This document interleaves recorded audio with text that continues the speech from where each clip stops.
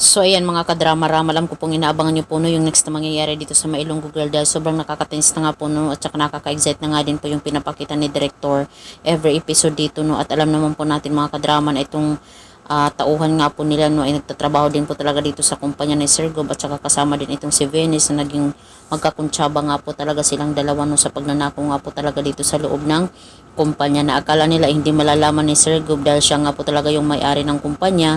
Pero yun ang hindi nila alam dahil sinabi din po talaga yun ni Tata kay Sir Gob, yung ebidensya na nakita ni Tata. At talagang itong dalawang to, pati na din itong si Venice, sobra talagang na-upset itong si Sir Gob talaga sa kanila. Dahil nga po sa pagnanakaw na ginagawa nila dito sa loob ng kumpanya.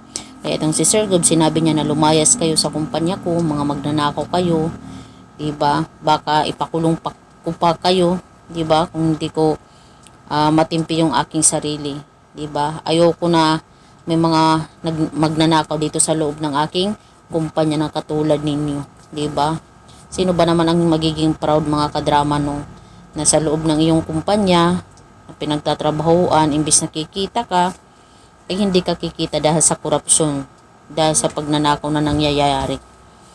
Sa totoong buhay po talaga mga kadrama, may mga kumpanya din talaga na ganito yung nangyayari. Pero yun, talagang pinavalidate nila yun, yung mga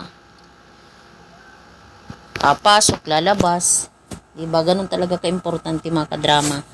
Kaya dahil po talaga dito mga kadrama, ay galit nga po talaga ito si Sir Gob sa kanila. Sana nga po talaga ay mapatawad pa sila at mabigyan pa talaga ng second chance, no? Dahil yung mga ganitong klaseng tao, wala talagang mapupuntahan pag ganito. So yun lang po mga kadrama, abangan lang po natin yung next na mangyayari. Don't forget to please like, share, and subscribe my channel. Thank you so much for watching. Bye! Abangan na lang po natin.